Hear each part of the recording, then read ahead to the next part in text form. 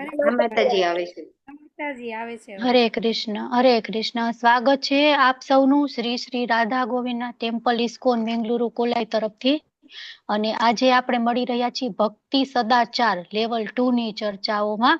અને આપણે છે આપણા ગોસ્વામીની જે શૃંખલા ચાલે છે એમાં આપણે એક ગોસ્વામી વિશે ભણી ગયા અને આજે બીજા ગોસ્વામી છે એના વિશે વળવાના છીએ. તો આપણી જે પરંપરા છે એવી રીતે આપણે આપણા મંગલાચરણ થી આજનું સેશન જે સ્ટાર્ટ કરીએ. સ્ક્રીન મારી વિઝિબલ છે? હરે કૃષ્ણ. માતાજી. હા હા માતાજી. માતાજી. ઓકે, હા હા, માતાજી સરસ. દેખાય ચલો. છે. ઓમ અજ્ઞાનતિમિરાન્ધસ્ય જ્ઞાનાંજનશલાકયા ચક્ષુરુન્મિલિतं येन तस्मै श्रीगुरुवे नमः। श्रीचैतन्यमनोभीष्टं स्थापितं येन भूतले स्वयं रूपः कदा मह्यं ददाति स्वपदातिकम्। वन्देऽहं श्रीगुरो श्रीयुतापदकमलं श्रीगुरुन् वैष्णवांश्च श्रीरूपं साग्रजातं सगणरघुनाथान्वितं तं सजीवम् साद्वैतं सावधूतं परिजनसहितं कृष्णचैतन्यदेवं श्रीराधा कृष्णपादान् सगणललिता श्रीविशाखान्वितांश्च। हे कृष्ण करुणा सिन्धो दीनबन्धो जगत्पते गोपेश गोपिकान्त राधाकान्त नमस्तुते। तप्तकाञ्चन गौराङ्गे राधे वृन्दावनेश्वरी वृषभानुसुते देवी प्रणमामि हरिप्रिया। वाञ्छाकल्पतरुभ्यश्च कृपा सिन्धुभ्य एव च पतितानां पावनेभ्यो वैष्णवेभ्यो नमो नमो विष्णुपादाय कृष्णवृष्ठाय भूतले श्रीमते भक्तिवेदान्त स्वामिनिति नामिने। नमस्ते सरस्वती देवी गौरवाणी प्रचारिणे निर्विशेषा शून्यवादी पाश्चात्य देशतारिणे। जय श्री कृष्ण चैतन्य प्रभु नित्यानंद श्री अद्वैत गदाधर श्रीवासादि गौर भक्त वृंद। हरे कृष्ण कृष्ण कृष्ण हरे हरे हरे राम राम राम हरे हरे। श्री श्री राधा गोविंद भगवान की जय। गौर निताई की जय। श्रील प्रभुपाद की जय। अनंत कोटि वैष्णव वृंद की जय। हरे कृष्ण सर्वे ने। હરે કૃષ્ણ હરે માતાજી. કૃષ્ણ દંડવત પ્રણામ. માતાજી, દંડવત हरे પ્રણામ. कृष्ण માતાજી, दंडवत દંડવત प्रणाम। हरे હરે कृष्ण કૃષ્ણ दंडवत માતાજી, દંડવત પ્રણામ. प्रणाम। हरे कृष्ण खूब खूब स्वागत छे। हरे कृष्ण आप सर्वेनु श्री श्री राधा गोविंदना टेम्पल इस्कोन बेंगलुरु कोलाई तरफथी। અને આજે આપણે વાત કરીએ એવી રીતના ભક્તિ સદાચાર જે આપણે આચાર્યોની શ્રેણી ચાલે છે એમાં સડ ગોસ્વામીમાંના એક એવા સનાતન ગોસ્વામી વિશે વાત કરવાના છીએ। તો સૌથી પહેલા તો સડ ગોસ્વામી છ ગોસ્વામીના નામ કોને આવડે છે? ચલો હેન્ડ રેસ કરો। છ ગોસ્વામીના નામ કોને આવડે છે? ચલો ચલો હેન્ડ રેસ કરો ફટાફટ। લોપા માતાજી બોલો હરે કૃષ્ણ। હરે કૃષ્ણ માતાજી. અ અ, શ્રી રૂપ ગોસ્વામી, શ્રી સનાતન ગોસ્વામી, શ્રી જીવ ગોસ્વામી, શ્રી ગોપાલ ગોસ્વામી, રઘુનાથ ભટ્ટ ગોસ્વામી અને રઘુનાથ દાસ ગોસ્વામી। હરે કૃષ્ણ માતાજી. હરે કૃષ્ણ માતાજી, હું બોલું? રૂપ બોલો। સનાત ભટ્ટ રઘુનાથ જીવ ગોપાલ ભટ્ટ દાસ રઘુનાથ। હરી બોલ ખૂબ સરસ। હરી થેન્ક બોલ। યુ ચલો માતાજી. તો હરે આજ હરે કૃષ્ણ હરી બોલ। તો આપણે રૂપ ગોસ્વામી વિશે જોઈ લીધું હતું, બરાબર ને? રૂપ ગોસ્વામીનો પ્રણામ મંત્ર બોલો હાલો, કોને આવડે છે? રૂપ ગોસ્વામીનો પ્રણામ મંત્ર આવડે છે? શ્રી ચૈતન્ય હરે મનોભીષ્ટમ કૃષ્ણ માતાજી. હા, બોલો હરે કૃષ્ણ। હરે કૃષ્ણ. શ્રી તો બોલો। ચૈતન્ય મનોભીષ્ટમ સ્થાપિતમ યેન ભૂતલે સ્વયં રૂપ કદા મહ્યમ દદાતિ સ્વપદાંતિકમ। હરી બોલ ખૂબ સરસ। ઉર્મિલા માતાજી બોલો ચલો। હરે કૃષ્ણ માતાજી। શ્રી રૂપમ સાગ્રજાતમ સગણ રઘુનાથાન્વિતમ તમ સજીવમ સાદ્વૈતમ સાવધૂતમ પરિજન સહિતમ કૃષ્ણ ચૈતન્ય દેવમ। ચાલે બરાબર, પણ આમાં આ છે જો, શ્રી ચૈતન્ય મનોભીષ્ટમ સ્થાપિતમ યેન ભૂતલે સ્વયં રૂપ કદા મહ્યમ દદાતિ સ્વપદાંતિકમ। ચૈતન્ય મહાપ્રભુનું જે મનનું હતું, ચૈતન્ય મહાપ્રભુની જે ઈચ્છા એની મનથી જે વિચારતા હતા એ આ ભૂમિ ઉપર એમને સ્થાપિત કર્યું। બરાબર ને. એવા રૂપ ગોસ્વામી વિશે આપણે જોઈ લીધું હતું. હવે આપણે સનાતન ગોસ્વામી વિશે વાત કરીએ. ઓકે, ચલો. તો આજે આપણે સડ ગોસ્વામીના એક એવા સનાતન ગોસ્વામી વિશે વાત કરવાના છીએ. તો આપણને ખબર છે કે સનાતન ગોસ્વામી છે એકદમ પ્રગાઢ પંડિત, વિદ્વાન અને એકદમ વિનમ્ર અને ખૂબ જ હોશિયાર, અને નાનપણમાં જ ભણી ગણી અને નવદ્વીપ ભણવા માટે ગયા. અને ત્યાં એમને કેટલી બધી અરબી, ફારસી, સંસ્કૃત, બરાબર બધી ભાષાઓનો શીખ્યા. બરાબર. તો સનાતન ગોસ્વામીનું શું છે, તે પહેલી વાર રામકેલીમાં ભગવાન ચૈતન્ય સાથે મુલાકાત થઈ. તો હવે આપણે જે પાછળ ગયા ઓલામાં છોડ્યું હતું ને, ત્યાંથી આપણે ચાલુ કરીએ. તો આપણે રૂપ ગોસ્વામીના જીવનનો લાસ્ટ ક્લાસ હતો ત્યારે આપણે જોયું હતું 3 ભાઈઓ હતા. બરાબર ને. શું નામ હતું 3 ભાઈઓનું? અમર, પછી દબીર ખાસ અને સાકર મલિક. એ તો પછી જયારે એ નવાબ સાથે જોડાણા ત્યારે, પણ જન્મના નામ તો એવા નહોતા ને. જન્મના નામ શું હતા? ના. અમર, અમર, સંતોષ અને સંતોષ અને વલ્લભ. વલ્લભ. હા.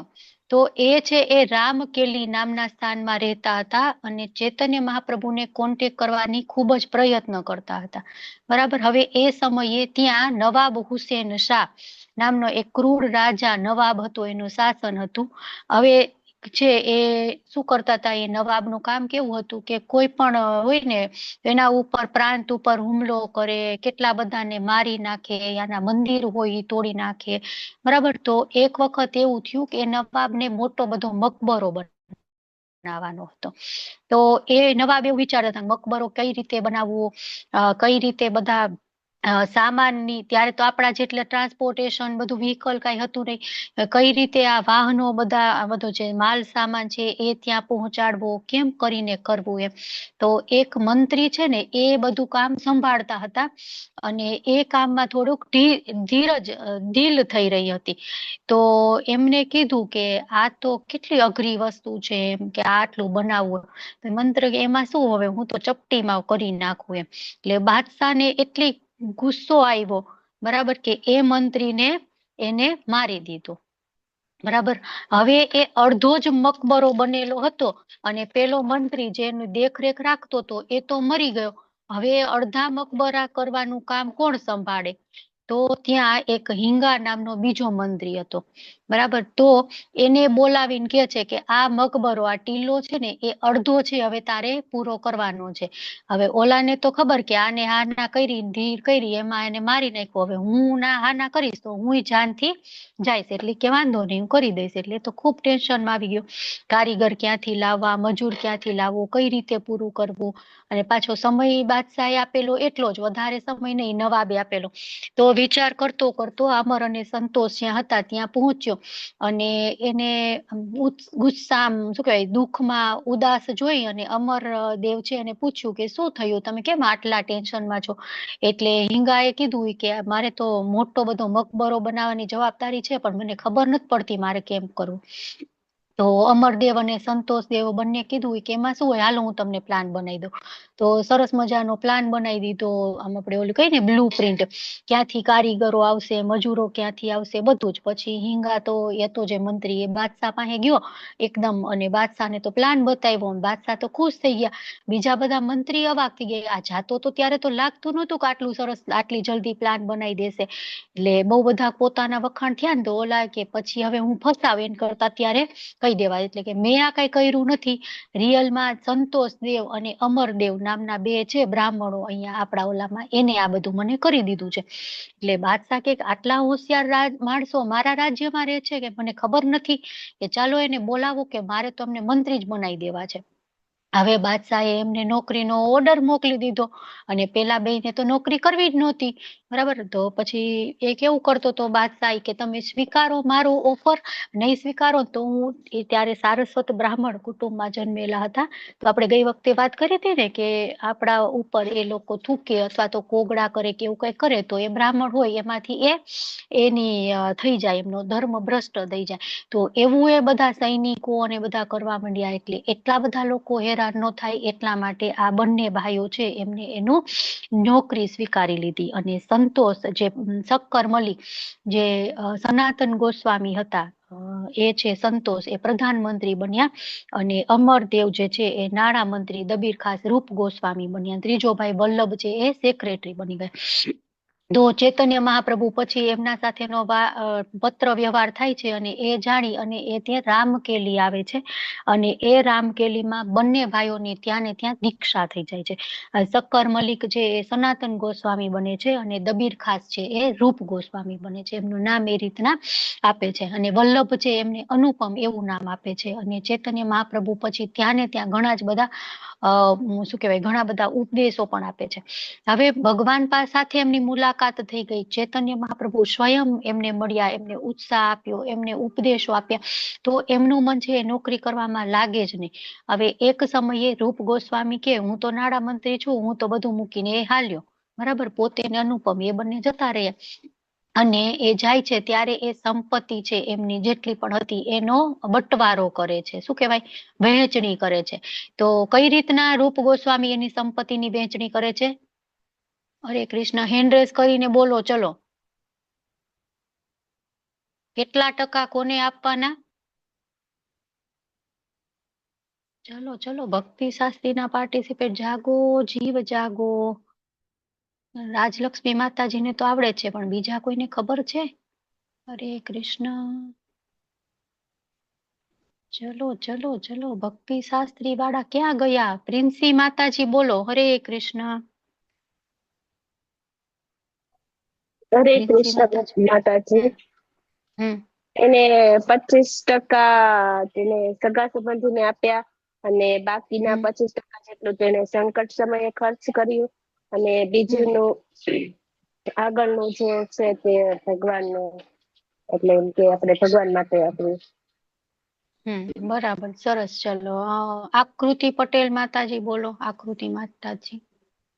હરે મારો કૃષ્ણ હેન્ડ રેસ માતાજી, હતો. માતાજીએ કીધું હા, એ બોલો. પ્રમાણે જ 25% પ્રમાણે આપણે 25% સગા 50 સંબંધી માટે, 25% આપણે સગા 50% ઈચ્છો એને ભગવાનને આપ્યું હતું.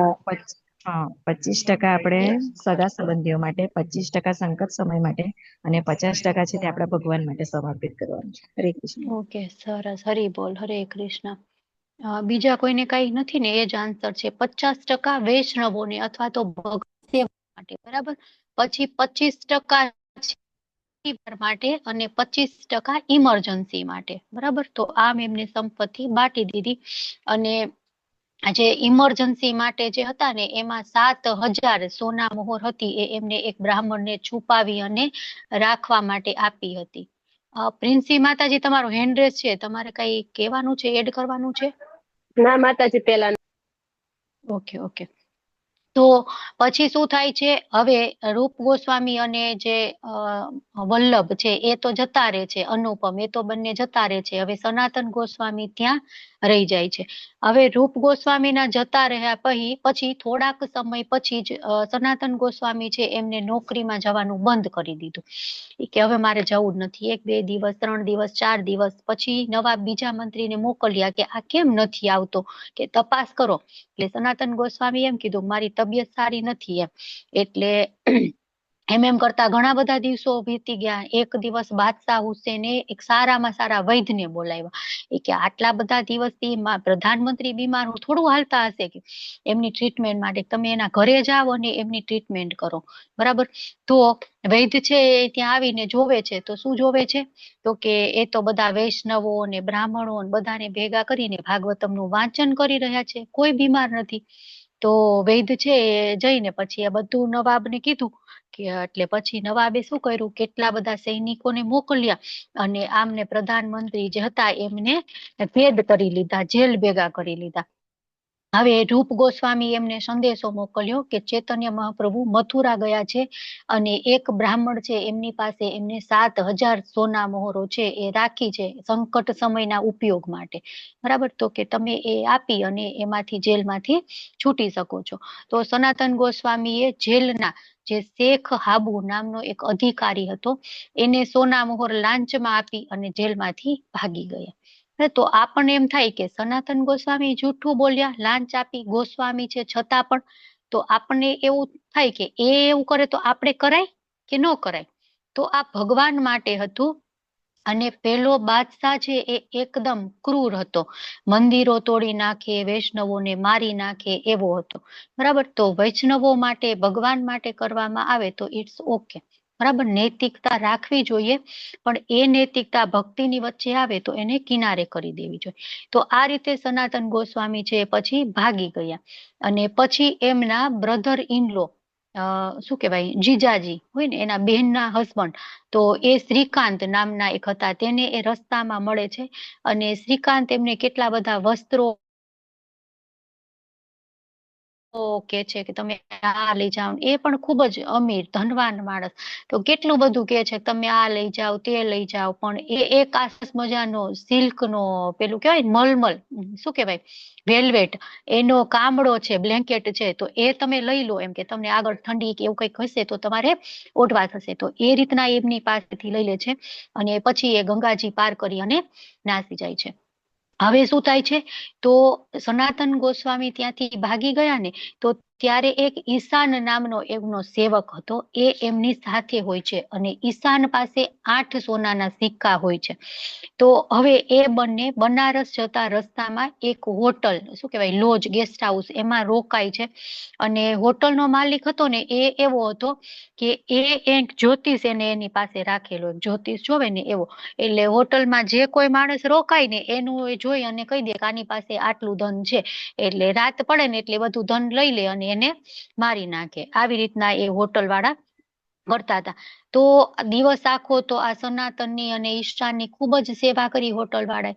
હવે સનાતન ગોસ્વામી તો પ્રકાંડ વિદ્વાન ને, એ તો જાણી ગયા એ કે મારી પાસે તો કઈ પૈસા નથી, મારી પાસે કાંઈ નથી, તોય આ લોકો મારી આટલી સેવા કેમ કરે છે, કાંઈમાં કાળું લાગે છે. એટલે પછી એને ઈશાને પૂછ્યું, ઈ કે શું છે તારી પાસે, છે કઈ ધન સંપત્તિ? તો ઈશાને કીધું કે હા, મારી પાસે 7 સોનાના સિક્કા છે, જો રિયલમાં હતા 8, બરાબર, તો એને 7 કીધા ને, તો કે ઠીક છે લાવ, 7 એની પાસે લઈ લીધા, અને ઓલા હોટલના માલિક હતા ને એને આપી દીધા. એ કે ચલો, એમ તમે આટલી બધી અમારી સેવા કરો છો ને, તો અમારી પાસે બીજું કઈ નથી તમને દેવા, આટલું અમારી પાસે ધન છે, તમે તમને આપી દે. એટલે હોટલના માલિકને પણ એમ થયું કે હા, આ તો બહુ એમ દયાળુ કહેવાય, બહુ, એટલું જેટલું હતું કદાચ કે જ્યોતિષમાં ફેર થઈ ગયો હોય, કે 7 ના બદલે 8 સિક્કા હોય, પણ કે 8 7 જ છે, એમને આપી દીધા એમ. અને પછી સનાતન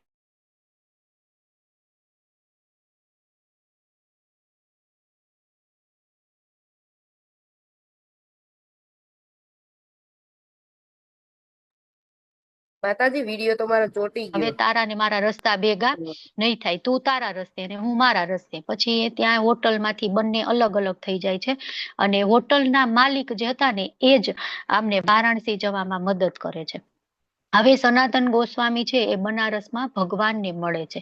તો કેમ થાય છે, ધીમે ધીમે એ વારાણસી પહોંચી જાય છે, અને ડાયરેક્ટ એમને ખબર હોય છે કે ચંદ્રશેખર જે છે એમના ઘરે કીર્તન ચાલે છે, એમના ઘરે ચૈતન્ય મહાપ્રભુ છે, અને એમને ત્યાં પ્રવચન ચાલી રહ્યું છે. તો એ ત્યાં આવી અને બહાર બેસી જાય છે, જો ઘરમાં નથી જતા. એ શું માને છે કે હું તો બહુ જ પતિત છું, મારે તો આમના ઘરમાં આ બધાની વચ્ચે, આ વૈષ્ણવોની વચ્ચે હું કઈ રીતના રહી શકું, હું તો ખૂબ જ પતિત છું. તો મહાપ્રભુને અંદરથી ખબર પડી જાય છે. એ શું કરે છે, એ કે જોવો તો બારણે મારો એક ભક્ત ઊભો છે, તમે એને અંદર લઈ આવો. તો સેવકો જાય અને જોઈને આંટો મારીને પાછા આવતા રહે. કે ના ના, નથી મહાપ્રભુ કોઈ. તો ચૈતન્ય મહાપ્રભુ, તમે જોવો મારો શુદ્ધ ભક્ત છે કે. ફરીથી બીજા લોકો જાય છે, તો તોય કે ના ના કોઈ નથી, એમ કરીને પાછા આવતા રહે. હવે ચૈતન્ય મહાપ્રભુ પોતે ઊભા થઈને જાય છે, કે મને ખબર છે ને અહીંયા બહાર બેઠો છે. પછી બારણે આવીને જોવે છે ને, તો આ સનાતન ગોસ્વામી બેઠા હોય. પછી એમને ગાઢ આલિંગન આપે છે ચૈતન્ય મહાપ્રભુ, જો પિક્ચરમાં બતાડ્યું છે ને એકદમ ચૈતન્ય મહાપ્રભુ ગાઢ આલિંગન આપે છે. અને પેલા સેવકો વિચારે કે આ મુલ્લા જેવો માણસ, નાયો નથી, ધોયો નથી, આને કપડાની કઈ ખબર નથી, આના વાળ ઓલા મુસ્લિમ હારે રહેતા હોય એટલે એવો પહેરવેશ હોય ને, મોટા મોટા વાળ ને એવા વસ્ત્રો ને, તો ઈ કે આવો માણસ, આ શુદ્ધ ભક્ત કઈ રીતના હોઈ શકે, કોઈને માનવામાં ન હોય. આપણે તો એવું હોય ને, પેલા તો જજ આપણે કઈ રીતના કરીએ, વસ્ત્રથી દેખાવથી જજ કરીએ ને, પછી આપણને એમ થાય ના બરાબર. પછી ચૈતન્ય મહાપ્રભુ છે એમને જોઈ અને ખૂબ જ ખુશ થાય છે, અને એમને છે વસ્ત્ર આપે છે. એક ધોતી છે ને એમાંથી એનું ઉપરનું વસ્ત્ર બનાવે છે ને એક ધોતી અને કોપી ને બધું જ એમાંથી બનાવે છે. પછી એમના વાળ કટ કરાવે છે, દાઢી જે હોય સેવિંગ એ કરાવે છે અને સરસ મજાના ભગવાનના ભક્ત બની જાય. પણ પેલો શ્રીકાંતે આપેલો જે એક કામડો હતો ને, જે વેલ્વેટ નું બ્લેન્કેટ, એ એક આમ આમ રાખે ખેસની જેમ ખંભા ઉપર. તો જ્યારે પણ ચૈતન્ય મહાપ્રભુ એમને મળે ને, તો એમનું એ ખેસ તરફ ધ્યાન જાય. બરાબર, એમ ફેસ ટુ ફેસ વાત થવી જોઈએ ને, એમ ફેસ ટુ ફેસ વાત ન થાય. ચૈતન્ય મહાપ્રભુ ત્યાં જ એના ખંભા ઉપર શોલ્ડર ઉપર જોયા રાખે. તો સનાતન ગોસ્વામીને કાંઈક દાળમાં કાળું છે કે આ ચૈતન્ય મહાપ્રભુને શું પ્રોબ્લેમ હશે, એમ ખબર નથી પડતી કે આ કામડાનું એટલું પેલું છે. પછી એક દિવસે છે એ ધોબી પાસે જઈ અને કે છે કે આ બ્લેન્કેટ આલે હું તને આપી દઉં, કે એના બદલામાં આ તારો ફાટેલો કામડો રહ્યો ને એ મને આપ. એટલે પેલો ધોબી તો એકદમ જોતો રહી ગયો, ક્યાં આવું નવું ચમકીલું એકદમ એકદમ શું કહેવાય વેલ્વેટ વાળું એકદમ સિલ્કી આવું બ્લેન્કેટ, અને ક્યાં મારો ફાટેલો કાપડો. તો ધોબી કે સારું ચલો તમે આ લઈ જાઓ, હું આ રાખીશ. બરાબર, પછી એ રાખી અને ચૈતન્ય મહાપ્રભુ પાસે ગયા.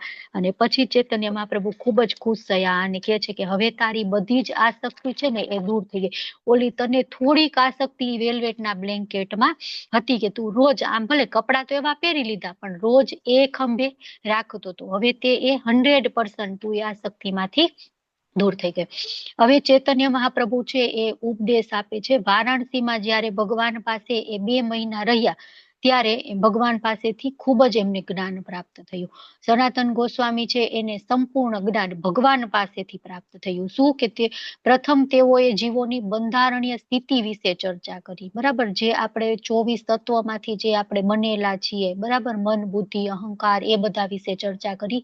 પછી ચૈતન્ય મહાપ્રભુને સનાતન ગોસ્વામીને સમજાવ્યું કે કેવી રીતે જીવ એ ભગવાન કૃષ્ણની જ ઉર્જામાંથી એક છે. બરાબર ને, ભગવાનનો આપણે અંશ છીએ એ બધું સમજાવ્યું. તે પછી ભગવાને ભક્તિમય સેવાની પદ્ધતિ સમજાવી, કઈ રીતે ભક્તિમય સેવા કરવી જોઈએ એ સમજાવી. પછી સંપૂર્ણ સત્યની ચર્ચા સમયે શ્રી કૃષ્ણ ભગવાન બ્રહ્મ પરમાત્મા અને ભગવાન સાથે સાથે ભગવાનના વિવિધ સ્વરૂપ, રૂપ, તદ, એકાત્મ અને આવેશ, જે વૈભવ અને પ્રભાવ નામે વિવિધ શાખાઓમાં વિભાજિત થયેલા છે તેનું પણ વિશ્લેષણ કર્યું. બ્રહ્મ પરમાત્મા અને ભગવાન આપણે હમણાં લેવલ 1 ગઈકાલે જ હતો ને ક્લાસ અધ્યાય 2 નો, તો એમાં બ્રહ્મ પરમાત્મા ભગવાન વિશે આપણે ડિટેલમાં સરસ રીતે સમજ્યા.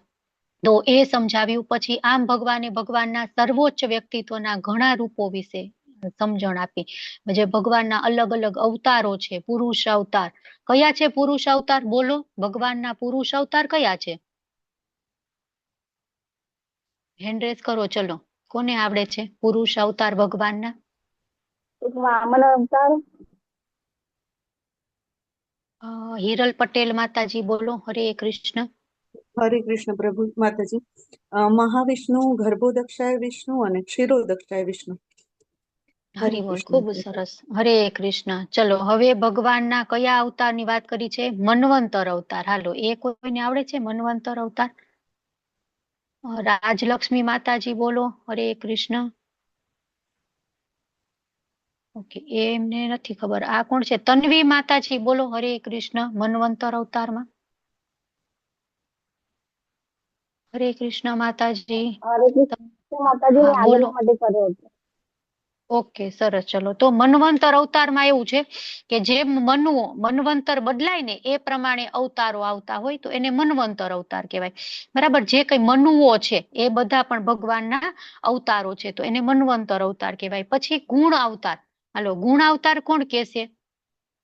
ગુણ અવતાર, મન્વંતર અવતાર પછી ગુણ અવતાર છે ને, હેન્ડ રેઝ કરો. ચાલો, ગુણ અવતારમાં એટલે ગુણાવતારમાં નો ખબર પડે? હલો, ભક્તિ શાસ્ત્રી વાળા પાર્ટિસિપેટ આવી જાઓ. રાજલક્ષ્મી માતાજી બોલો. હરે કૃષ્ણ. જી માતાજી. બ્રહ્મા વિષ્ણુ મહેશ. હરે બોલ, ખૂબ સરસ. ગુણ કયા છે? જો ઇઝીલી યાદ રહે. ગુણ કેટલા છે? સત્વ, રજસ અને તમ. બરાબર ને? તો સત્વ ગુણના અધિષ્ઠાતા વિષ્ણુ ભગવાન, રજસના બ્રહ્માજી અને તમસના મહેશ. બરાબર, તો એ રીતના ગુણ અવતારમાં બ્રહ્મા, વિષ્ણુ અને મહેશ. પછી શક્તિઆવેશ અવતાર બોલો. હાલો, કોઈ પણ 2-3 શક્તિઆવેશ અવતાર બોલો. કોણ બોલશે? દીપ્તિપત માતાજી બોલો. પહેલા આપણા પરમ પૂજ્ય આચાર્ય પ્રભુપાદજી એ સત્યાવીસ અવતાર ગણી શકાય. બરાબર. બીજા આપણે હરે કૃષ્ણ બીજા માતાજી. નારદજી આવશે 27 હા અવતારમાં. પછી સરસ. પ્રહલાદજી, વેદ વ્યાસ અને હરી એવી બોલ. વિશિષ્ટ શક્તિ ધરાવતા બધા જ. ઓકે સરસ. પ્રિન્સી માતાજી કઈ નવું કેવું છે તમારે? ના માતાજી, વેદ વ્યાસ ને એ બધું. સરસ. ચલો રાજલક્ષ્મી માતાજી તમારે કઈ નવું કેવું છે? જી માતાજી, આવી ગયા ને બધા વેદ વ્યાસ નારદ મુનિ પ્રભુપાદજી બધા. ઘણા બધા કે જેમાં ભગવાને કઈક શક્તિનો શક્તિ સંચાર આવેશ કર્યો છે. કરેલી છે. હા એ બધા જ એમાં આવી જાય.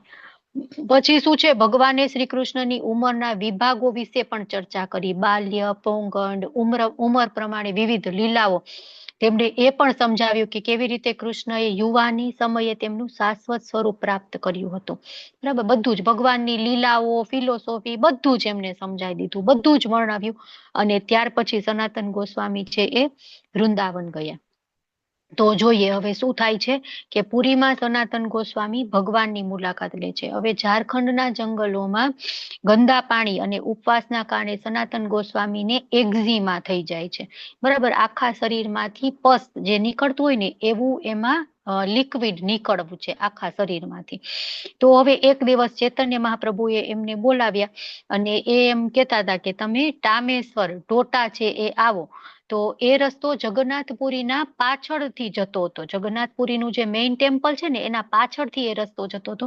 તો એ રસ્તે ચાલીને જાય તો એ પાંડાઓ જે હોય ને જગન્નાથપુરીના પંડાઓ એને આવવાનો પણ રસ્તો હતો. તો ભૂલથી એનો ટચ થઈ જાય તો ભગવાનની સેવામાં અપરાધ આવે. એટલા માટે આખું ફરી અને સમુદ્રના કિનારા વાળો રસ્તો લઈ અને પછી અહીંયા પહોંચ્યા. અને એટલી ગરમી હતી કે એમના પગમાં છાલા, કેમ કે અત્યારે પણ આપણે એ રસ્તેથી જઈએ તો આખો રસ્તો ડામર રસ્તો છે અને રેતી એટલી હોય. સમુદ્ર કિનારો આવે ને તો રેતી એટલી હોય તો એના કારણે એમને ચાઠા પડી ગયા પગમાં. અને ચૈતન્ય મહાપ્રભુ પછી જેવા આવ્યા ને એવું પૂછ્યું કે આટલી બધી વાર કેમ લાગી, એટલે કયા રસ્તેથી આવ્યા? તો કે હું તો સિંહ દ્વાર વાળો રસ્તો છે ને એ ભગવાનના પૂજારીઓ માટે હોય, નહીતર એ સિંહ દ્વાર વાળા રસ્તેથી આવે તો નજીક થાય. પણ કે એ બધા પૂજારીઓ માટે હોય અને મારે આવો રોગ છે, હું એમને અડી જાઉં તો એમની સેવામાં વિઘ્ન ઉત્પન્ન થાય. એટલા માટે હું ફરીને આવ્યો. અને ચૈતન્ય મહાપ્રભુને મળવાની એટલી ખુશી હતી ને કે એ ભૂલી ગયા કે પગમાં એમને છાલા પડ્યા છે. બરાબર. તો ચૈતન્ય મહાપ્રભુ છે એ એવી રીતના એ મળવા જાય છે. પછી ચૈતન્ય મહાપ્રભુ જ્યારે પણ હરિદાસને મળવા આવે ને તો હરિદાસ ઠાકુર છે એમના ઘરમાં જ્યાં સનાતન ગોસ્વામી અને રૂપ ગોસ્વામી રહેતા હતા. તો હરિદાસ સાથે એટલે ત્યારે ચૈતન્ય મહાપ્રભુ સનાતન ગોસ્વામીને આલિંગન આપે, ભેટે. એટલે સનાતનના શરીરમાંથી એટલું પસ નીકળે ને એટલે એ એમને ગમે નહીં કે ભગવાન કેટલા પવિત્ર છે, ભગવાન કેટલા પાવન છે, ને મારો તો આવો લોહી પરુવાળો દેહ હું ભગવાનને કઈ રીતના અડી શકું એમ. તો એ એવું વિચારે છે કે રથયાત્રા હવે આવશે ને ત્યારે રથ નીચે હું માથું રાખી અને હું આત્મસમર્પણ કરી દઈશ, કે આત્મહત્યા કરી દઈશ કે. એટલે આવું વિચારીને બીજે દિવસે ચૈતન્ય મહાપ્રભુને મળવા ગયા. તો ચૈતન્ય મહાપ્રભુ છે એ તો એકદમ ગુસ્સે થઈ ગયા. ઈ કે કોણે તને હક આપ્યો છે કે આ શરીર છે એ તારું નથી, આ મારું આપેલું શરીર છે, એટલે આત્મહત્યા કરવાનો વિચાર રેવા દે. તો સનાતન ગોસ્વામી તો વિચારે કે મેં તો આવું આમને કીધું નથી, તો આમને આ વાત કરી કોને? બરાબર. પછી એમને ખબર પડે, એમને ખબર જ છે નો ડાઉટ કે આ તો ભગવાન જ છે, છતાં પણ એક સમય એવો વિચાર આવે કે આમને કોને વાત કરી. પછી થોડોક સમય એમને એમ જતો રહે છે અને પછી એક દિવસ જગદાનંદ નામના એક ભગવાનના પાર્ષદ હોય છે, એમની પાસે આ સનાતન ગોસ્વામી બધી વાત કરે છે અને જગદાનંદ એમ કે છે કે અહીંથી તમે વૃંદાવન જતા રહો એટલે આ પ્રોબ્લેમ સોલ્વ થઈ જાય. બરાબર. તો વળી પાછા મહાપ્રભુ આવે. મહાપ્રભુ પાછી કે છે કોણ ઈ જગ્ગુ, એ જગદાનંદ કોણ છે કે તને એમ સલાહ આપે છે કે અહીંથી જતો રહે એમ, કે કોઈ દિવસ એમ. પછી કે છે કે આ રથયાત્રા પતે ને પછી જતો રહેજે, ત્યાં સુધી રે. એટલે રથયાત્રાને 1 વર્ષનો કે એટલો કઈક સમય હતો.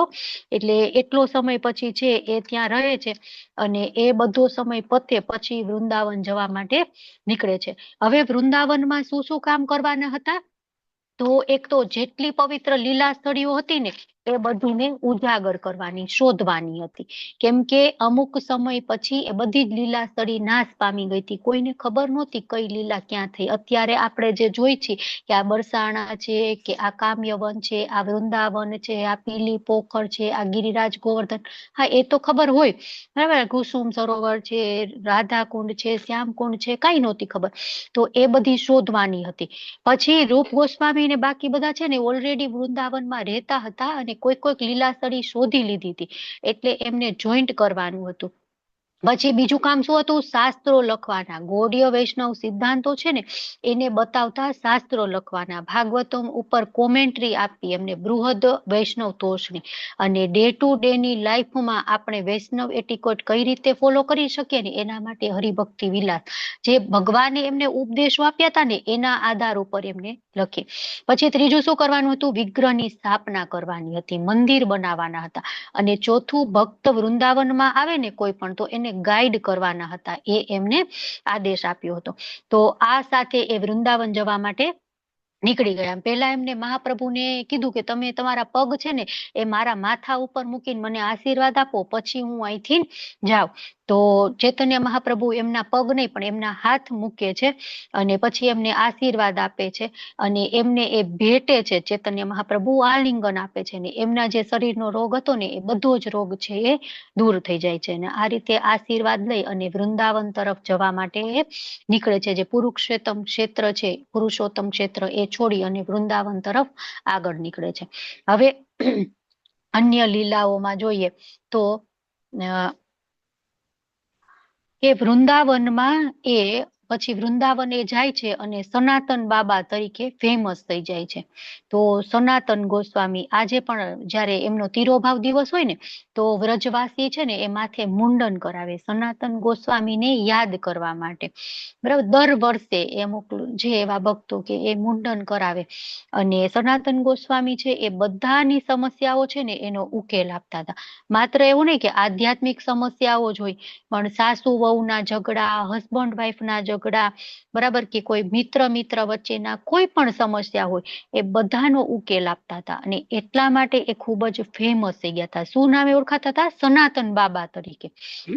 તો હવે સનાતન ગોસ્વામી મધુકરી કરી અને જે મળે એ જમે. એટલે મધુકરી એટલે શું? ભિક્ષાટન આપણે કહીએ ને એ. પણ આમ સમજવું હોય તો કેવું, મધમાખી હોય ને એ બધા ફૂલ માંથી થોડોક રસ પીવે, એટલે આખું ફૂલ છે ને કરમાઈ ન જાય. ઓલા એક ફૂલ માંથી બધો રસ લઈ લે ને તો બધી પાંદડી મુરઝાઈ જાય, બરાબર. તો એવું ન કરે, થોડોક આમાંથી પીવે, થોડોક આમાં, થોડોક, એટલે બધા ફૂલ છે ખીલેલા ને ખીલેલા જ રહે અને મધમાખીનું પેટ પણ ભરાઈ જાય. તો આ એટલે મધુકરી, કે બધાના ઘરે જઈ અને થોડુંક એટલે બધાને બર્ડન બહુ ન આવે અને પોતાનું પણ થઈ જાય. તો હવે એ મધુકરી કરતા વૃંદાવનમાં દામોદર ચોબે નામના એક ભક્ત હતા, એમના ઘરે એ પહોંચ્યા અને એમના ઘરે સુંદર મજાના વિગ્રહ હતા, બરાબર. કયા વિગ્રહ હતા? આપણે અદ્વૈત આચાર્ય ભણ્યા હતા ને ત્યારે જોયું હતું, બરાબર ને. ઓલા સમુદ્ર શું કહેવાય, નદીમાંથી નીકળાતા, તળાવ હતું એમાંથી નીકળાતા અદ્વૈતાચાર્ય માટે, અને અદ્વૈતાચાર્ય એ વિગ્રહ વૃંદાવનમાં એક ચોબેજીને આપી દીધા હતા, બરાબર ને. યાદ આવી ગયું તમને લોકોને? ન આવ્યું હોય ને તો અદ્વૈતાચાર્ય વાળું જોઈ લેજો, ત્યારે આપણે ભણ્યા હતા કઈ રીતે આ વિગ્રહ નીકળાતા એ. તો હવે આ વિગ્રહ છે એ ચોબેજી, દામોદર ચોબે એમના ઘરે હતા અને એ ભિક્ષાટન કરતા ત્યાં પહોંચ્યા અને એમના નાનકડા દીકરાનું નામ હતું સદન અને બીજા દીકરાનું નામ હતું મદન. હવે આ મદન છે એ બીજો કોઈ નહીં પણ પેલા શ્રી વિગ્રહ હતા મદન ગોપાલ. હવે આ દામોદર ચોબેજીના વાઈફ હતા ને એ સદન અને મદન બંનેને એના દીકરા માને, કે એક જમાડે ને તોય એવી રીતના કે એક કોળિયો સદનને ખવડાવે, એક મદનને ખવડાવે, એક ખીરનો ચમચી મદનને ખવડાવે, એક સદનને ખવડાવે. ક્યારેક હાથ ધોવે, નો ધોવે, ક્યારેક ભગવાનને હાથ ધોવડાવે, નો ધોવડાવે, ક્યારેક પાણી પીવડાવે, નો પીવડાવે, બરાબર. ક્યારેક સૂચી મૂચીનું ધ્યાન રાખીએ, નો રાખીએ, એ તો એને દીકરો જ માનતા હતા ને. હવે આપણે આપણા દીકરાને ખવડાવવું હોય, મને રુદ્ર એમ કે મમ્મા મને ખાવાનું આપ, તો હવે હું એમ કહું ઉભો પેલા હું સ્નાન કરી લઉં, હે આપણે એવી રીતના એને દીકરા માનતા હતા, એટલે એ એવો ભાવ રાખતા જ નહોતા. તો સનાતન ગોસ્વામીએ તો આ બધું જોયું અને વિચાર્યું કે આ કઈ રીત થોડી હોય ભોગ લગાડવાની, આ તો વિગ્રહ છે. તમે આવી રીતના શ્લોક બોલવા પડે. હમણાં ઓલા માતાજી કહેતા હતા ને, ભોગ લગાડી તો દીવો કરીએ. નહીં, દીવો ન કરી તો ચાલે, પણ શ્લોક મંત્ર બોલવા પડે, પ્રાર્થના કરવી પડે, સૂચી મૂચીનું ધ્યાન રાખવું પડે. હે, પણ આ તો એવું કઈ ધ્યાન નતા રાખતા. એટલે સનાતન ગોસ્વામી એમને કહે છે કે નારદ પંચરાત્ર વિધિ પ્રમાણે તમારે ભોગ લગાડવો જોઈએ, વિગ્રહની સેવા તમારે કરવી જોઈએ. તો માતાજી કે ઠીક છે, મને તો કઈ ખબર નથી, પણ તમે મને કહો છો તો હવે હું એ રીતના કરીશ. પછી તો માતાજી એ રીતના, એ ચોબાયન હતા એ રીતના ભોગ લગાડવા માંડ્યા. પણ થોડાક સમય થયો ને તો મદન એમને કીધું, મૈયા આવું બધું મને ગમતું નથી. તમે જે પેલા મને દીકરાની જેમ રાખતા હતા ને એ જ રાખો, કે હું એ જ છું તમારો સદન ને મદન, સદન જેવો એવો જ હું. પછી ઠીક છે, પછી ચોબાયન વળી એવી રીતના એમની સેવા કરવા લાગ્યા. હવે સનાતન ગોસ્વામીને જ્યારે ઈચ્છા થાય ને ત્યારે એ દર્શન કરવા માટે, મધુકરી કરવા માટે એ ઘરે આવે અને મદન ગોપાલના દર્શન કરે. અને ભગવાનની ઈચ્છા પણ થાય ને, ભગવાનના ભક્તો હોય, આમ મનથી સનાતન ગોસ્વામીને એમ થતું હતું, કાશ આ વિગ્રહ મારી પાસે આવી જાય તો. કે ચોબાયન તો સારી સેવાય નથી કરતા, હું તો આનાથી વધારે સારી સેવા કરીશ. તો એક વખત છે, એક દિવસ માતાજીએ સનાતન ગોસ્વામીને કીધું કે હવે આ મદન રહ્યો ને મોટો થઈ ગયો છે, હવે મારાથી એની સેવા થતી નથી, કે તમે એને લઈ જાઓ ને. તો મનમાં તો સનાતન ગોસ્વામી ખૂબ ખુશ થયા કે વાહ, મારે આ જ જોતું હતું. પણ પછી કે ના ના, તમે જ રાખો, કે તમે ખૂબ સારી એની માતૃભાવથી સેવા કરો છો. અને વળી પાછું કે મારી પાસે તો હું તો એક વૃક્ષ નીચે એક રાત રહું ને બીજા વૃક્ષ નીચે બીજી રાત. હવે આને તમે ખીર ખવડાવો, પૂરી ખવડાવો, શીરો ખવડાવો, સવારે ફ્રૂટ ને બપોરે દૂધ ને રાત્રે ત્રીજું ચોથું ને એટલી બધી વસ્તુ, હું ક્યાં આ બધું એમનું કરી શકીશ, બરાબર, મારાથી તો એવું નહીં થાય. તો પછી ઠીક છે, એ કે માતાજીએ તો રાખી દીધા એવી રીતના. પછી એક દિવસ ભળિયા છે મદન, એમને સપનામાં આવ્યા માતાજીના, અને કે મારે એમના ભેગું જ જવું છે, બરાબર. તો પછી સનાતન ગોસ્વામી છે મદનની સેવા માટે તૈયાર થઈ ગયા. એમને કીધું ને ભગવાન સપનામાં આવ્યા એટલે. તો એ નામમાં લીન હતા ને લીલાસ્તડી ગોતવાની, ગ્રંથોનું કામ કરવાનું, આટલા બધા ચૈતન્ય મહાપ્રભુએ ઉપદેશ આપ્યા હતા. એ કે હવે કે હું તમને લઈ જાઉં, કે પણ એક શરત, કે હું જે ખાઈશ ને એ જ તમારે ખાવાનું, કે મારી પાસે આવો બધો ટાઈમ નથી કે હું તમારા માટે સવારે ખીર બનાવું ને બપોરે પૂરી બનાવું ને રાત્રે શીરો બનાવું, મારી પાસે એવો બિલકુલ ટાઈમ નથી, કે હું જે ખાઈશ એ જ તમને ખવડાવીશ. બોલો, તમે હા પાડો તો હું તમને લઈ જાઉં. તો કે વાંધો નહીં, તું કઈ ખાઈશ એ મને ખવડાવીશ તો ખરા ને? તો કે હા, હું તમને ખવડાવીશ. હવે એ શું ખાય, થોડોક લોટ હોય એમાં યમુનાજીનું જળ નાખે અને થોડોક છે એ પાંદડાનો ઉકાળો બનાવે અને એ ખાઈ લે, બરાબર, બાટી જેવું બનાવી અને એ ખાઈ લે. હવે આમાં દિવસો કેટલાય બધા પસાર થતા ગયા. હવે એક દિવસ એમને કીધું, એ કે તું ખવડાવીશ મને બરાબર છે, પણ આમાં થોડુંક મીઠું તો નાખ, નમક તો સાવ મોરું મોરું મને નથી ભાવતું. એટલે હાવ મોરી ભાખરી આપણને ન ભાવે ને, કાં તો સાવ મોરી બાટી, અને એ યમુના જળ હારે પી લેવાની, ખાઈ લેવાની. તો પછી તો સનાતન ગોસ્વામી, જો મેં તમને કીધું તું ને, હું જે ખાઈશ એ જ ખવડાવીશ, તમે આવી ડિમાન્ડ કરશો તો નહીં હાલે, તમે પાછા જતા રહો ચોબાઈને. તો કે ના ના, વાંધો નહીં, હું તારી હારે રહીશ, કે તું મને જે ખવડાવીશ એ ખાઈ લે. પણ સનાતન ગોસ્વામીને ખૂબ જ દુઃખ થયું, એ આ મદન ગોપાલ ખોટું હું અહીંયા લઈ આવ્યો, ક્યાં એ રાજકુમારની જેમ ત્યાં રહેતા હતા અને અહીંયા મારી સાથે સૂકી સૂકી રોટલી ખાય છે. તો પછી શું થયું, તો એક દિવસ એક વેપારી એનું જહાજ આગ્રા બાજુ જતું હતું નમક વેચવા માટે. તો આ જે સનાતન ગોસ્વામી ભજન કરતા હતા ને, ત્યાં યમુનાજી હતા. અત્યારે ઘણા દૂર થઈ ગયા છે. તો યમુનાજીની રેતીમાં નાવ ફસાઈ ગઈ અને પેલો વેપારી ખૂબ જ બૂમ પાડે કે કોઈ છે, મદદ કરો, કોઈ છે. તો થોડે દૂર એને સનાતન ગોસ્વામી ભજન કરતા જોયા ને, તો એ નાવમાંથી ઉતરીને સનાતન ગોસ્વામી પાસે આવીને કીધું, એ કે મદદ કરો. તો કે હું શું મદદ કરીશ, કે તારે સાચે મદદ જોતી હોય ને તો આ મદન ગોપાલને કે એ મદદ કરશે. એમને મદન ગોપાલને પ્રાર્થના કરી કે પ્રભુ, મારી આ બોટ આજે અહીંથી નીકળી જાય ને તો હું તમારા માટે સુંદર મજાનું મંદિર બનાવીશ. તો ધીમે ધીમે જોતા જોતા એવો પવન આવ્યો અને ભગવાનને કરવું, એ બોટ ત્યાંથી નીકળી ગઈ. અને પછી એને જે મીઠું વેચ્યું ને એમાંથી જે ફાયદો થયો ને, એમાંથી સુંદર મજાનું મદન ગોપાલનું મંદિર બનાવ્યું. અને પછી મદન ગોપાલને એ દિવસથી આજ સુધી ક્યારેય ભોગમાં કાંઈ પણ કહેવાય કે ખોટ નથી પડી. તો પછી એ રામદાસ નામનો માણસ હતો, જે વેપારી હતો ને, એ પછી સનાતન ગોસ્વામી પાસેથી દીક્ષા લઈ લે છે અને એમનું મંદિર બનાવે છે.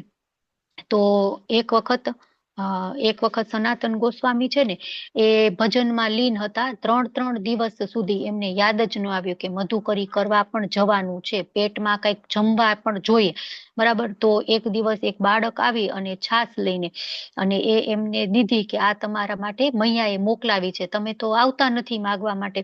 તો એ છાશ પીધી ને તો તરત એ એકદમ આમ દિવ્ય હોય છાશ, એટલે યોગ નિંદ્રા આવી ગઈ. પછી એમને સપનામાં ભગવાન આવ્યા, ભગવાને કીધું કે આ તો હું જ હતો નાનું બાળક એમ. તો એ રીતના ભગવાન પણ એમની દેખરેખ રાખતા હતા.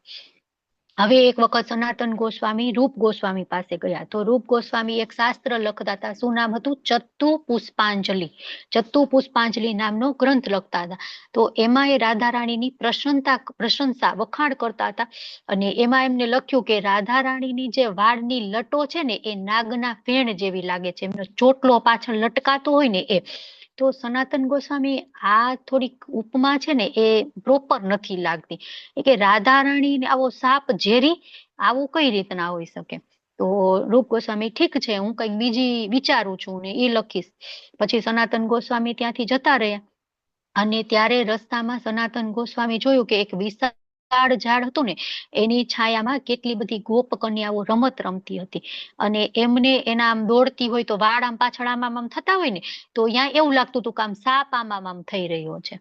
તો એમને તો કે છોકરીઓ ભાગો, એમ બચાવો એમ કરીને દોડવા ગયા કે આ છોકરીઓને હમણાં સાપ ડંખ દઈ દેશે. અને ત્યાં જોયું ને તો એને વાળ હતા, એવી રીતના ચોટલો વાળેલો એ હતો. ને થોડીક વાર થઈ ત્યાં એ બધી જે હતી ગોપ કન્યાઓ એ બધી અદ્રશ્ય થઈ ગઈ. અને પછી એમને ખબર પડી કે આ તો બીજું કોઈ નહીં, આ તો સ્વયં રાધા રાણી અને એમની સખીઓ અહીંયા હતી. એટલે નજીકથી સનાતને જોયું તો સાપ નતો, એના વાળ હતા. પછી એને યાદ આવ્યું, હા રૂપ ગોસ્વામી ઉપમા લખી હતી ને કે રાધા રાણીનો ચોટલો નાગની ફેણ જેવો છે, બરાબર, એવી નાગની ફેણ જેવી એની લટો છે. પછી એ કે છે રૂપ ગોસ્વામીને કે આ યોગ્ય જ ઉપમા છે, તું એમાં કઈ પણ ફેરફાર કરીશ નહીં.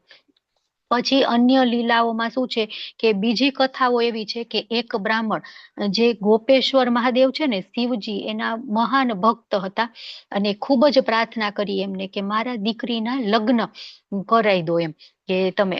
તો શિવજી પ્રસન્ન થઈ અને શું કીધું કે વ્રજમાં એક સનાતન કરીને છે ને એમની પાસે તું જા. તો કે ઠીક છે, પેલો તો ત્યાં ગયો સનાતન, પછી કે મને કઈક દાન આપો એમ, મારે મારી દીકરીઓના લગ્ન કરાવવા છે ને. તો એમને શું કીધું, એક ચિંતામણી નામનો પથ્થર હતો ને એને યમુનામાં નાખી દીધો. ઓલા એ જોતા જ એક ડસ્ટબિન જેવું કઈક હોય ને એમાં પડ્યો હતો, એ કે લાઈ એ પથ્થર લીધો ને એને યમુનામાં નાખી દીધો. એટલે પેલાને એમ થયું કે આ તો ચિંતામણી પથ્થર જ્યાં ઘસી એવો સોનું થઈ જાય ને, ચિંતા બધી દૂર થઈ જાય. તો કે આ પથ્થર એને યમુનામાં નાખી દીધો તો આમની પાસે એના કરતા પણ વધારે કઈક સંપત્તિ હોવી જોઈએ. એટલે એ કે છે કે બાબા તમે તો આમાં નાખી દીધો, તો બીજું તમારી પાસે શું એવી સંપત્તિ છે? પછી કે છે કે મારી પાસે જે સંપત્તિ છે ને એ ક્યારેય નાશ નથી પામતી, એ કૃષ્ણનું નામ છે, એ ભગવાનનું નામ છે. અને પછી એને એ આપે છે અને બંને પછી છે એ ભક્ત બની જાય છે. એટલે દીકરીના લગ્ન કરવાની ચિંતા પણ એને જતી રહે છે. હવે સનાતન ગોસ્વામી છે એ માનસી ગંગા પાસે રહેતા હતા. તો ત્યાં છે એ મચ્છરોનો ખૂબ જ ત્રાસ, બરાબર. તો એક સમયે એ ત્રાસના કારણે આમાં મારી સાધના સારી નથી થતી, મારા જપ સારા નથી થતા, મારું બુક રીડિંગનું કામ સારું નથી થતું, ઓલું ગુણ કર્યા રાખે, મચ્છર કર્યા રાખે તો આપણને ડિસ્ટર્બ થયા રાખે ને. તો સનાતન ગોસ્વામી વિચારે છે કે હવે મારે આ સ્થાન છોડી અને જતું રહેવું છે. તો શિવજી એને સ્વપ્નમાં આવે છે કે નહીં, તમે અહીંયા કીર્તન કરો છો ને એ મને ખૂબ જ ગમે છે. આ કયું સ્થાન છે? ચકલેશ્વર મહાદેવ. તો કે તમે અહીંયા કીર્તન કરો છો ને, કથા કરો છો, મને ખૂબ જ ગમે છે, તમે આ સ્થાન છોડી ન જાઓ.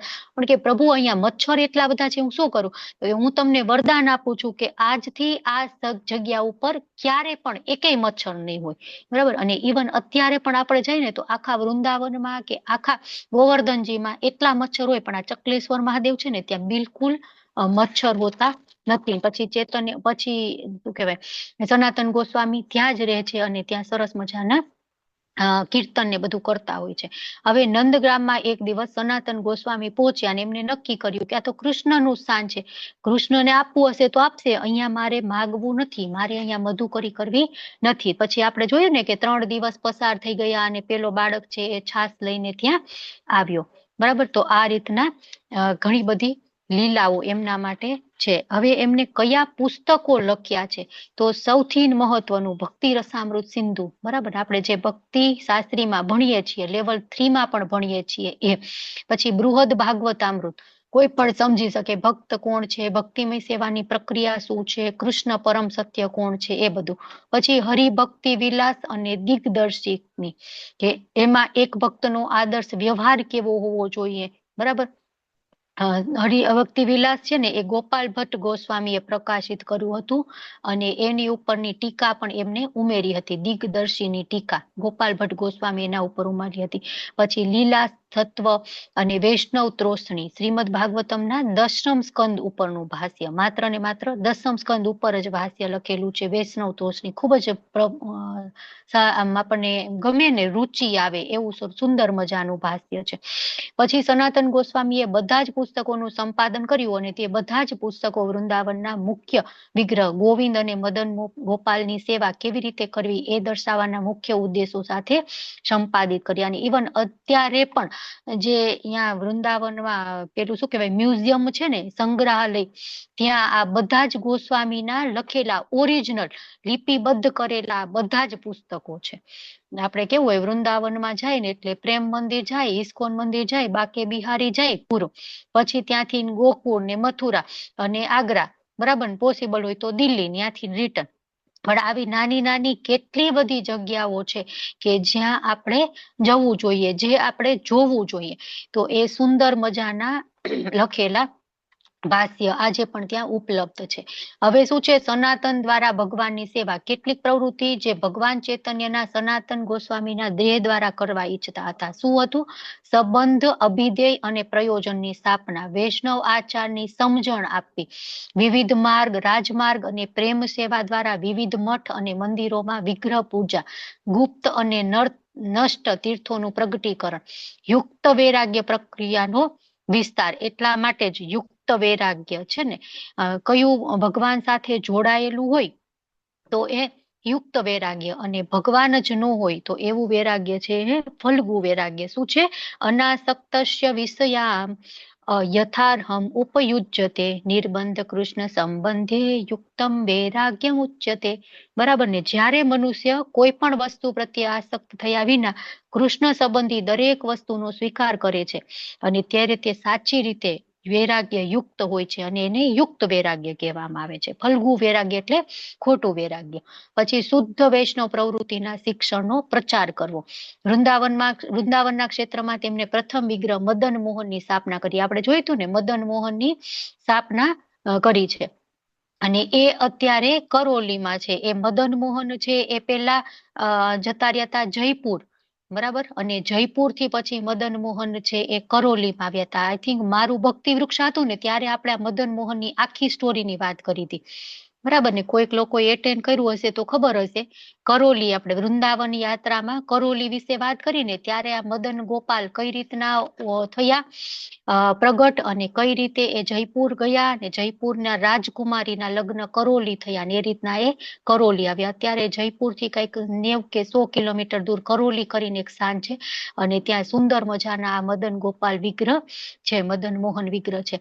અને પોતાના આચારથી તેમણે સંન્યાસમાં અને ભગવાનની સેવામાં સંપૂર્ણ સમર્પિત વ્યક્તિએ કેવી રીતે વર્તવું જોઈએ એ શીખવ્યું. પોતાના ઉદાહરણથી તેમણે લોકોને શીખવ્યું કે ભક્તિમય સેવા કરવા વૃંદાવનમાં કેવી રીતે રહેવું.